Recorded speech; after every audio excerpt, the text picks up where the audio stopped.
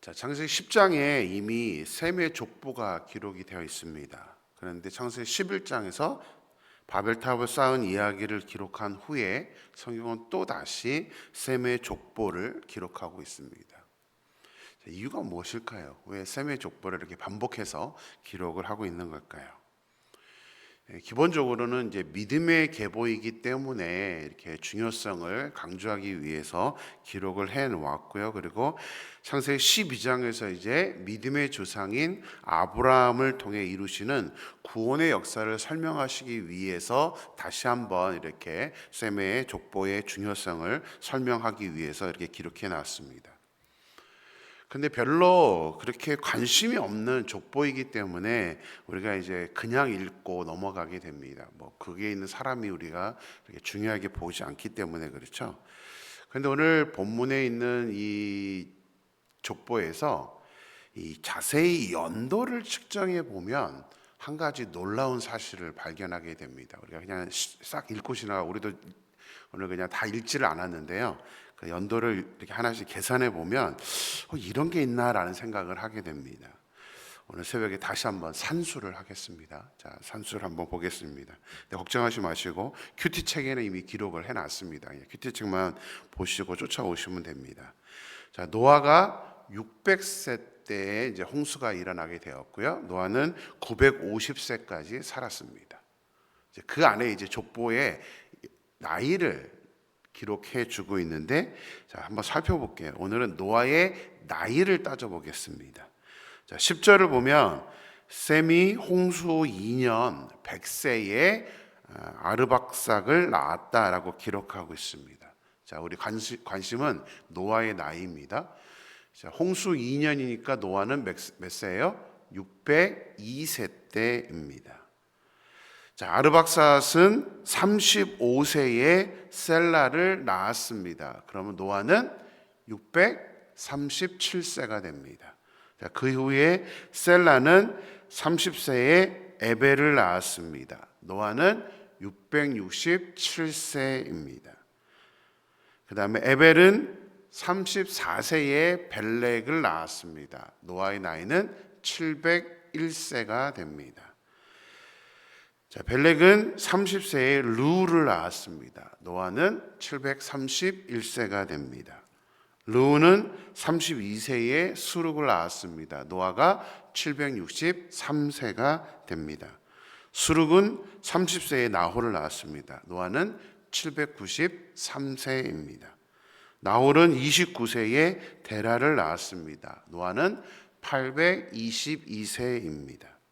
자, 데라는 70세에 이제부터 성경의 주인공인 아브라함과 나홀과 하란을 낳았습니다. 그럼 노아가 몇 살이죠? 892세입니다. 아까 처음에 제가 노아가 몇 살까지 살았다고 그랬죠? 950세까지 살았습니다. 그렇다는 얘기는 뭔 말일까요? 아브라함이 58세가 될 때까지 노아는 살아 있었던 것입니다. 다시 말하면 노아와 아브라함은 동시대 사람입니다.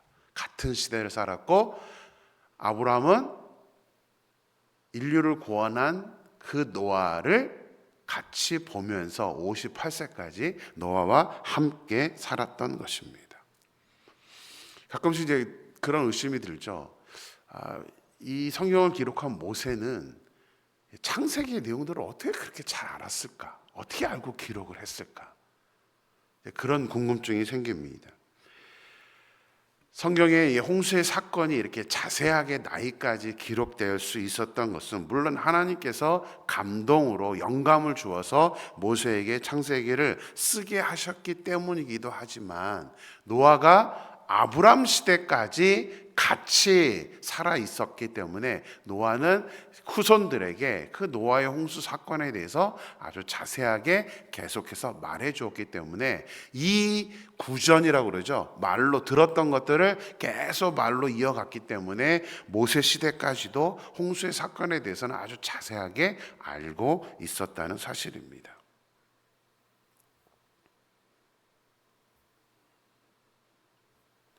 이렇게 이제 족보를 따지다 보니까 사실은 더 좀 안타까운 마음이 드는 게 있습니다. 자, 홍수의 참혹한 상황을 직접 체험한 노아가 그렇게 오래 살아 있었는데도 왜 어제 살펴본 것처럼 함의 후손들은 바벨탑을 쌓으면서 그렇게 타락해 갔을까요? 아니, 눈앞에 지금 살아있는 산 역사가 있잖아요. 함도 역시 노아와 같은 시대를 살면서, 노아의 아들이니까 더 그렇죠. 그런데 함의 아들들조차도 노아를 보면서 살았단 말이에요. 그럼에도 불구하고 그들이 홍수로 하나님께서 이 세상을 심판한 이유를 잊어버리고 오히려 적대하면서 하나님의 명령에 거역하고 있는 그들의 모습을 보면서 안타까운 마음이 듭니다. 살아있는 역사를 가진 노아와 함께 살면서도 그렇게 죄악에 빠지는 것을 보면 우리 인간은 얼마만큼 죄악에 연약하고 죄악을 이기지 못하는 그런 존재라는 것을 우리는 본문을 통해서 깨닫게 됩니다. 자, 오늘 본문을 보면 또 한 가지 중요한 교훈이 있습니다. 자, 노아 홍수 이후에 이들의 연대를 보면 또 한 가지 깜짝 놀라운 사실이 뭐냐면 급격하게 그들의 수명이 단축되고 있다는 사실입니다. 자, 셈은 100세에 아르박삭을 낳고 500년을 지냈습니다. 그러니까는 600세까지 살았다는 이야기입니다. 자, 아르박삭은 35세에 셀라를 낳고 403년을 살았다고 합니다. 그러면 그의 수명은 438세가 됩니다. 벌써 한 100 몇 년이 훅 줄어들어 버리죠. 자, 그 다음에 밑으로 좀 내려가서 우리 18절, 19절 말씀은 같이 한번 읽어보겠습니다. 아까 읽지 않았는데요. 같이 읽습니다. 벨렉은 30세에 르우를 낳았고 르우를 낳은 후에 209년을 지내며 자녀를 낳았으며. 벨렉은 30세에 르우를 낳아서 209년을 지냈으니까 239세까지 살았던 것입니다. 밑으로 좀 더 내려가서 24절, 25절도 같이 한번 읽겠습니다. 나홀은 29세에 데라를 낳았고 데라를 낳은 후에 119년을 지내며 자녀를 낳았으며. 자, 나홀은 29세에 데라를 낳았고 119년을 지냈으니까 그의 수명은 148세가 됩니다. 그죠? 거의 100년 이상씩 한 세대에서 그 다음 세대로 오면서 그들의 수명이 급격하게 줄어들게 됩니다. 물론 수명이 줄어든 것은 노아 홍수 이후의 환경의 변화 때문이기도 합니다. 그러나 더 중요한 것은 그 근본적인 이유가 있습니다. 바로 죄악 때문입니다. 죄악 때문에 이들의 수명이 점점 단축되어서 우리 시편에 보면 이제 우리가 70, 80으로 내려오게 되죠. 그러면서 이제 더 고대 시대를 보면 이제 막 40, 50대까지 줄어들게 됩니다. 이 죄악의 요소를 우리가 해결하지 못하기 때문에 이제 계속해서 수명이 줄어드는 거죠. 이것을 잠언 10장 27절에서는 이렇게 설명하고 있습니다. 같이 읽을까요? 여호와를 경외하면 장수하느니라. 그러나 악인의 수명은 짧아지느니라. 그러니까 단순히 환경의 변화만이 아니라 죄악 때문에 하나님은 분명하게 여호와를 경외하면 우리의 수명도 늘려주시는데 우리가 그렇지 않으면 그 수명이 짧아진다고 말씀하고 있습니다. 우리의 수명만이 아닙니다. 죄가 세상에 들어온 이후에 무엇도 들어오냐면 병도 들어오게 됩니다. 그래서 우시아 왕 같은 경우에는 교만함 때문에 병에 걸렸었고 선지자 엘리사의 사환 게하시는 물질의 욕심을 냈다가 나병에 걸리기도 합니다. 물론 그렇다고 모든 질병이 죄로 인해서 발생했다고 말할 수는 없습니다. 하지만 반대의 경우는 성립이 됩니다. 죄 때문에 우리가 질병이 발생하고 고통을 받는 것은 사실입니다. 그렇기 때문에 우리가 더욱더 죄악의 유혹을 이기기 위해서 깨어 있어야 하는 것이 오늘 본문을 통해서 우리가 깨닫게 되는 부분입니다. 저와 여러분이 매일매일의 삶 속에서 우리가 그러니까 죄악을 떠날 수 있도록 깨어 있는 그런 삶이 되기를 주님의 이름으로 축원합니다. 자, 이제 창세기는 11장 중반부로 제1부가 끝이 납니다. 12장부터 시작하기 전에 이제 먼저 서론격으로 오늘 본문의 후반부가 기록이 되는데요. 창세기의 일부는 천지 창조의 역사입니다. 이제 이 천지 창조의 역사가 끝이 나고 제2부부터는 아브라함, 이삭, 야곱, 요셉에 이어지는 그런 족장 시대가 시작했다는 것을 이제 말씀하고 있습니다. 오늘 본문은 마지막 부분에 이제 그 족장 시대의 서론을 이야기하고 있는데요. 먼저 성경은 이제 믿음의 조상으로 선택된 아브라함의 가정만을 이제 마지막에 소개를 하고 있습니다. 자, 아브라함의 아버지 데라는 아브라함과 나홀과 하란을 낳았는데, 하란은 아버지 데라보다 먼저 고향 갈대아 우르에서 죽게 됩니다. 이제 두 명의 아들이 남게 되었는데요. 31절 말씀 같이 보겠습니다. 같이 읽습니다. 데라가 그 아들 아브라함과 하란의 아들인 그의 손자 롯과 그의 며느리 아브라함의 아내 사레를 데리고 갈대아인의 우르를 떠나 가나안 땅으로 가고자 하더니 하란에 이르러 거기 거류하였으며. 자, 데라는 아브라함과 하란의 손자 롯과 며느리를 데리고 가나안에 가기 위해 갈대아 우르를 떠났다고 성경은 말하고 있습니다. 그런데요, 우리는 이미 이거에 대한 정보를 갖고 있습니다. 바로 다음 장인 창세기 12장에 보면 아브라함이 하나님의 명령을 받죠. 너는 너의 고향과 친척과 아버지 집을 떠나 내가 네게 보여줄 땅으로 가라는 그 하나님의 명령을 들었고 아브라함의 주도에 의해서 갈대아 우르를 떠났다라고 알고 있습니다.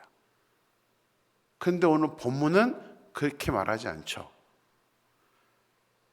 오늘 본문은 분명하게 31절에 보면 데라가 아들과 며느리 롯을 데리고 갈대아 우르를 떠나서 가나안 땅으로 가고자 했는데 하란에 이르렀다라고 설명을 하고 있습니다. 그럼 누가 주도를 한 거죠? 오늘 본문을 보면 데라가 주도해서 하란까지 온 거죠. 근데 창세기 12장에 보면 아브라함이 주도해서 나온 것처럼 설명합니다. 그것뿐만이 아닙니다. 느헤미야 9장 7절을 같이 볼까요? 느헤미야 9장 7절 같이 씁니다. 주는 하나님 여호와시라 옛적에 아브라함을 택하시고 갈대아 우르에서 인도하여 내시고 아브라함이라는 이름을 주시고. 느헤미야는 뭐라고 얘기해요? 아브라함이 갈대아 우르에서 주도해서 나온 것처럼 말을 하고 있습니다. 하나 더 있습니다. 사도행전에 가면 스데반 집사는 좀 더 구체적으로 설명을 해줍니다. 우리 사도행전 7장 2절에서 4절 같이 읽습니다. 스데반이 이르되 여러분 부용들이여 들으소서.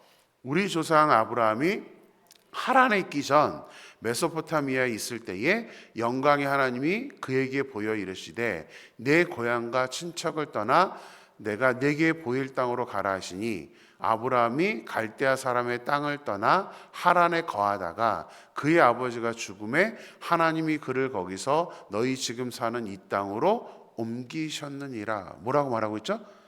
아브라함이 주도해서 나왔다는 거죠.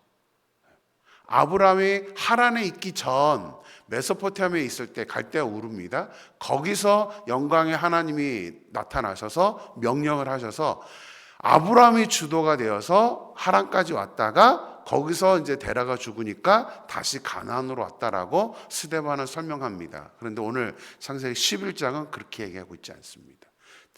아버지 데라가 주도해서 나왔다라고 설명을 하고 있습니다. 그래서 성경을 이제 믿지 않는 또 성경의 오류를 찾아내기를 원하는 안티들은 이 본문을 보면서 모순이 된다.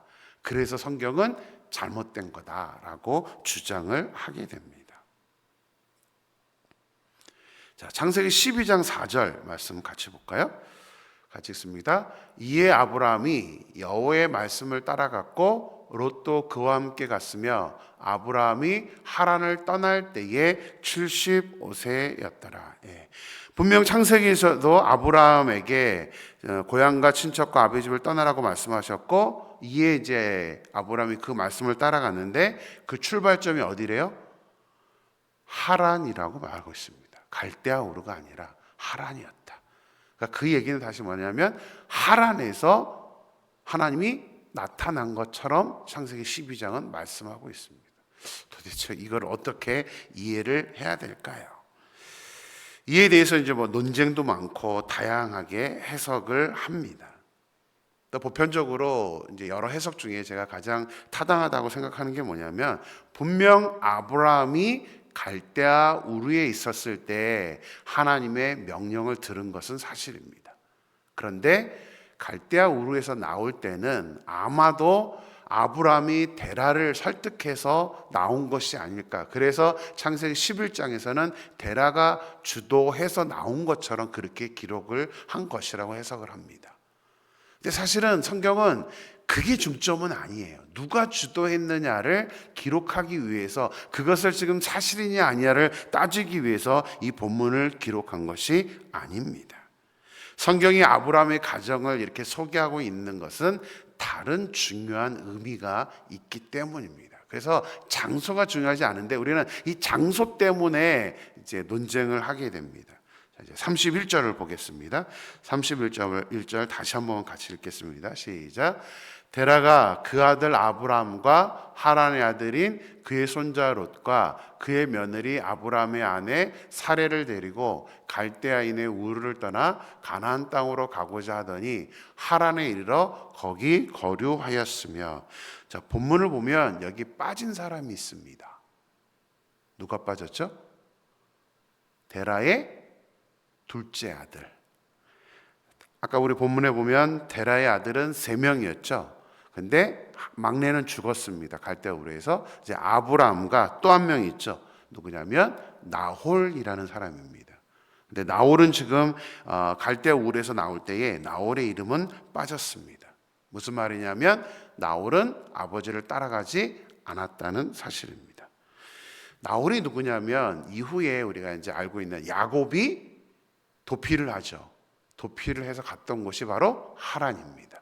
그러니까 야곱이 갔던 그 하란 땅에서 만난 삼촌이 누구냐면 라반이라는 사람인데, 나홀은 이 라반의 할아버지입니다.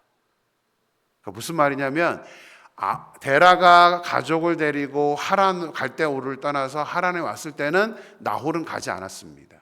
근데 그의 손자가 하란에 살고 있었다는 얘기는 뭘까요? 나중에, 성경에 기록은 안 돼 있지만 나중에 이들 역시 갈대아 우르에 나와서 하란에 살고 있었다는 것을 의미합니다.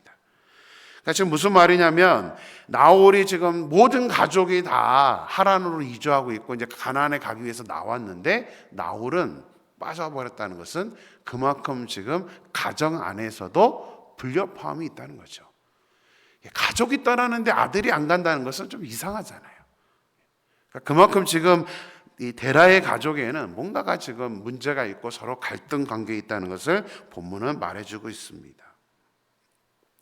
데라는 아브람과 하란의 아들인 손자 롯과 며느리인 아브람의 아내 사레를 데리고 가나안 땅으로 가려고 했지만 메소포타미아 국경 도시인 하란에서 그냥 머물게 됩니다. 스탑하게 됩니다. 자, 31절에서 아까 보면 하란에 이르러 어떻게 했다고 말하고 있냐면 거류했다라고 말하고 있습니다. 거류라는 게 무슨 단어이죠? 템포럴입니다. 임시로 머무는 것입니다. 그러니까 지금 분명히 목적은 가나안에 가야 되는데 그냥 하란에서 잠깐 계획하지 않고 머물고 있었다는 사실입니다. 그러니까 그렇게 보면 데라는 아브람과 달리 가나안에 가려는 뚜렷한 의지가 없었던 것입니다. 그러니까 이제 임시로 머물고 마는 거죠. 자, 그러면 데라가 가나안으로 가지 않고 하란에 머문 이유가 무엇일까요? 왜 거기에 머물러 있는 걸까요? 자, 이거에 대해서 여러 가지 해석을 합니다. 가장 보편적으로 많이 해석하는 게 이제 데라가 하란에서 머물다가 이제 생명을 달리한 것을 보면 아마도 건강상의 문제가 있었을 것이다. 그래서 더 갈 수가 없어서 하란에 머물렀다라고 해석을 합니다. 근데 또 거기에 문제가 있는 것은 하란에서 얼마가 머물렀는지가 성경에 기록되어 있지 않습니다. 그러니까 이게 건강상의 문제만이라고 말하기에는 성경적인 받침이 좀 약합니다. 우리 지도를 잠깐 보면요. 자, 저 갈대아 우르에서 이렇게 쭉 오면 하란, 그리고 이제 하란에서 가나안까지의 여정인데요. 자, 갈대아 우르에서 하란까지는 약 970km가 됩니다. 굉장히 먼 거리를 가족이 이동을 한 것입니다. 그리고 저 하란에서 가나안까지는 약 480km 정도 떨어져 있습니다. 그러면 전체가 한 1450km 정도인데 갈대아 우르에서 가나안까지는요. 근데 하란까지 왔다는 얘기는 거의 3분의 2 지점에 와 있는 것입니다. 그러면 얼마든지 그 먼 거리를 이미 왔기 때문에 조금 더 이제 힘을 내서 가나안까지 가는 것은 그렇게 엄청나게 어려운 일은 아닌데 지금 데라는 기약 없이 이 하란에 머물고 있었습니다. 갈대아 우르는 우상의 도시였습니다. 그 우상의 도시를 나왔는데 왜 데라가 그럼 저기에 머물러 있었느냐? 이 하란은요, 이제 그때 당시에는 이동이 이제 쉽지 않으니까 이 데라가 가족들을 데리고 하란에 왔는데 저기는 그때 당시에 가장 번성했던 무역 도시입니다. 메소포타미아강 가장 큰 상류에 있으면서 가장 번성했던 그런 도시였습니다. 특히 달의 신 쉰을 섬기는 우상 숭배로 가장 또 유명했던 도시이기도 합니다. 그래서 아마 데라가 하란을 가나안으로 가는 중간 기착지로 삼고 왔는데 우상의 도시인 갈대아 우르를 떠나서 왔음에도 불구하고 갈대아 우르보다 더 번성하고 더 우상으로 막 가득 차 있는 그 도시를 보면서 아마 건강상의 문제가 없지는 않았겠지만 데라는 여기가 좋겠다 해서 더 가고자 하는 마음을 포기했다는 것을 말씀하고 있습니다. 이 해석이 저는 가장 좀 타당하다고 생각을 합니다. 자, 여호수아 24장에 보면 이 데라에 대해서 일부러 특별히 소개를 하는 본문이 나옵니다. 여호수아 24장 2절 같이 읽습니다. 여호수아가 모든 백성에게 이르되 이스라엘의 하나님 여호와께서 이같이 말씀하시기를 옛적에 너희의 조상들 곧 아브라함의 아버지 나홀의 아버지 데라가 강 저쪽에 거주하여 다른 신들을 섬겼으나. 데라는 우상 숭배에 빠져 있었던 사람입니다. 여호수아는 아브라함의 아버지 데라가 우상에 빠져 있는, 그래서 신앙적으로 바른 아버지가 아닌 그런 사람이라고 일부러 소개를 하고 있는 것입니다. 이 말은 무슨 말이냐면 우리가 알고 있는 믿음의 조상 아브라함이 금수저는 아니었던 것입니다. 금수저는 어떤 금수저예요? 신앙의 금수저. 그러니까 아브라함이 믿음의 조상으로 선택된 게 어떤 정말 좋은 가정에서 태어나서 좋은 믿음을 가진 사람이었기 때문에 하나님이 아브라함을 믿음의 조상으로 선택한 것이 아니라는 사실입니다. 어렵고 연약한 가운데 우상을 숨기는 그 부모 밑에서 아브라함은 자랐지만 하나님은 아브라함을 믿음의 조상으로 선택해 주셨던 것입니다. 하나님은 우리가 겉으로 드러나는 모습, 우리의 환경 이런 것을 중요하게 생각하지 않습니다. 물론 오늘 본문에 보면 아브라함이 선택된, 창세기 12장에도 마찬가지입니다. 아브라함이 믿음의 조상으로 선택될 만한 특별한 이유가 없습니다. 그냥 일방적으로 하나님께서 아브라함을 선택해서 사용하셨던 것입니다. 과거의 아브라함만이 아니라 지금 우리 역시 마찬가지입니다. 하나님은 우리의 어떤 모습 중요하게 생각하지 않습니다. 하나님이 우리를 선택하시고자 한다면, 우리를 사용하시고자 한다면 우리가 어떤 모습의 사람일지라도 하나님은 우리를 선택해 주신다는 사실입니다. 아무리 우리 연약하고 부족하더라도 하나님은 우리를 사용하기를 원하십니다. 믿습니까? 하나님은 우리를 사용하기를 원하세요. 우리가 할 일은 아브라함처럼 무엇만 하면 됩니까? 순종만 하면 됩니다. 하나님 가라 그러면 가고 하라 그러면 할 수 있는 그 순종의 모습만 우리에게 있다면 하나님은 우리를 픽업하시고 우리를 하나님의 소중한 도구로 사용하신다는 사실입니다. 저는 소망합니다. 저와 여러분 모두가 하나님의 말씀에 순종함으로 말미암아 아브라함처럼 하나님께 선택이 되는 사람, 아브라함처럼 하나님께 쓰임 받을 수 있는 그런 저와 여러분이 되기를 주님의 이름으로 축원합니다. 기도하겠습니다.